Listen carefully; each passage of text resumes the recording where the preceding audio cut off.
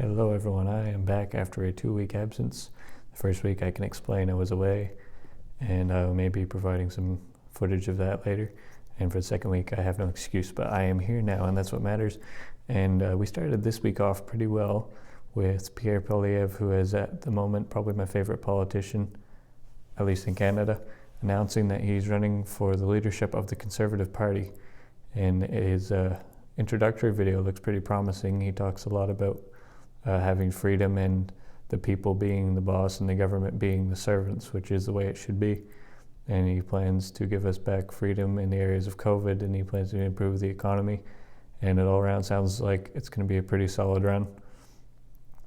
The public health situation, still not getting a whole lot of movement.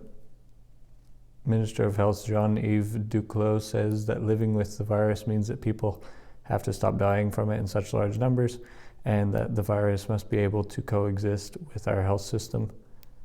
And there's a few points here that the numbers really are not that large.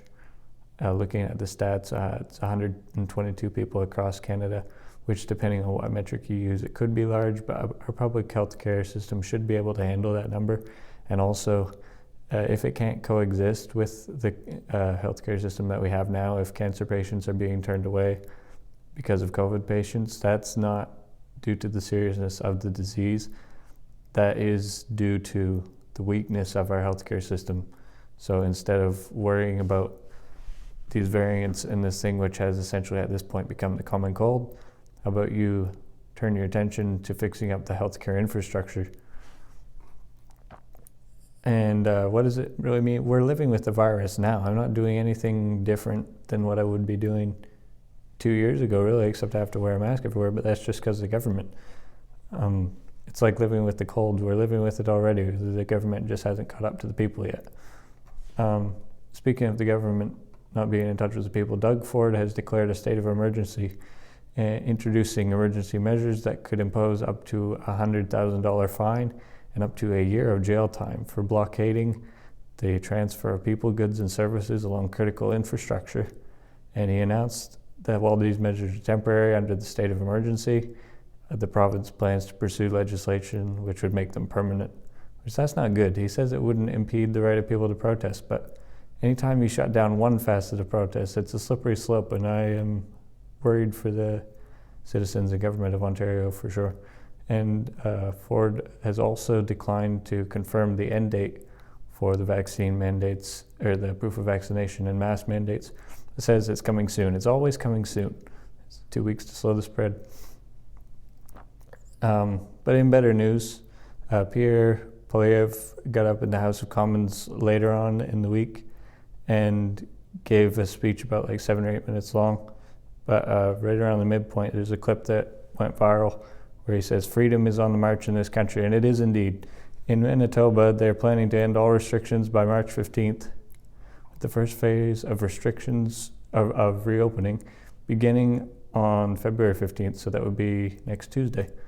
And this phase will include the removal of capacity limits on outdoor gatherings, which why are they there in the first place? But indoor gatherings will still be limited to 50, no limit if proof of vaccination is required. Younger age groups will no longer have to provide proof of vaccination. The age group 12 to 17 will no longer have to provide a vaccine card to enter indoor activities and gatherings. And close contacts of people who have tested positive will no longer need to self-isolate. And further lifting of restrictions will follow next month. Alberta ended their vaccine passport program earlier this week, lifted school masking rules, and they plan to end the provincial mask mandate next week if all goes well. This is due in large part to the convoy blocking the border at Coutts, and shout out to the truckers. And speaking of truckers, this has gone beyond Canada, as you may have heard, but some other countries it's going on in Australia.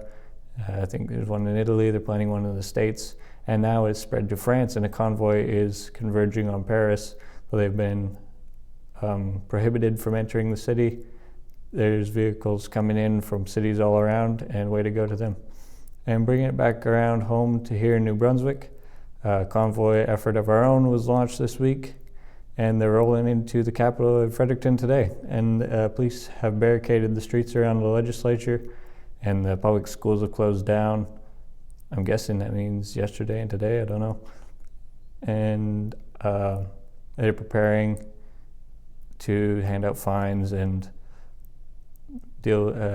set up a police response to this convoy. It's kind of ironic that to keep the truckers from blockading the city, the police are blockading the city. So I say, great job, way to go to all the truckers out there. Keep it up, keep this thing rolling. We're seeing the end of the mandates. The people in power are getting nervous, and we want to keep it that way. Keep up the fight. See you next week.